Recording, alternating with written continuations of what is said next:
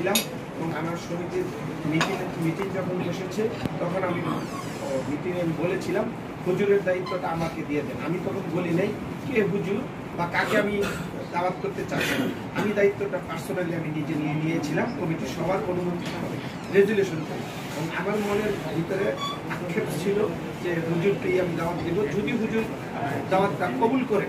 এবং আমার অফিস সম্পাদক সহকারে আমি হুজুরের কাছে যাই হুজুর সিভিলতে যাওয়ার জন্য। আমি এতই খুশি হয়েছি হুজুরের দরবারে গিয়ে, কারণ হুজুরকে আমি আজকে আসবেন, আমরা ইতিপূর্বে শুনেছি হুজুর অনেক বড় হাদিয়া না হলে আসেন না, কিন্তু হুজুর বললেনই না হাদিয়া সম্বন্ধে। অনেক রকমের চেষ্টা করেছি, হুজুর বললো যে হাদিয়া ব্যাপারে কোনো বক্তব্য নাই, আপনারা আমি যাব ওইটাই কথা, দাওয়াত কবুল করেছি। আমার হাদিয়ার ব্যাপারে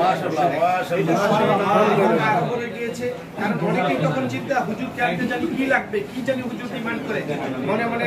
এবং আমরা ডিসিশন নিয়েছিলাম 500 টাকা দিব, তারপরে হুজুরকে আনবো, যত ডিমান্ড হোক হুজুরকে আনবো। মনের একটা আকাঙ্ক্ষা ছিল, ইচ্ছা ছিল, আল্লাহ বাস্তবায়ন। উনি ঢাকা আইনজীবীদের কাছ থেকে বা ঢাকা আইনজীবী সমিতির কাছ থেকে যে প্রত্যাশাটি করেছেন সেটিকে আপনারা কিভাবে দায়িত্বের মধ্যে রাখবেন?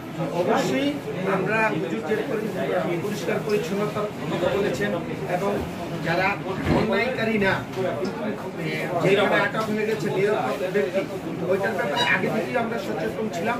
শুধু আমি না, আমি যেহেতু একটা দল করি, জাতীয়তাবাদী দল, আমার দল থেকেও নির্দেশনা যে নিরাপদ ব্যক্তিদের হেল্প করা, সহযোগিতা করা। পাশাপাশি আপনার পরিচ্ছন্নতার কথা যেটা বলেছেন, ইতিমধ্যে আপনারা লক্ষ্য করেছেন ইতিপূর্বে ঢাকা আইনজীবী সমিতির পরিচ্ছন্নতার ব্যাপারে আমরা অনেক আন্তরিক, এবং ইতিমধ্যে আমরা আশেপাশে ফুলের টব তৈরি করে এবং রাস্তাঘাট যাতে ফুটপাত সুন্দর থাকে। এবং আমরা আজকেও একটা 4তলা অডিটোরিয়াম উদ্বোধন করেছি, আপনারা দেখেছেন যে 40 লক্ষ টাকার উপরে ব্যয়।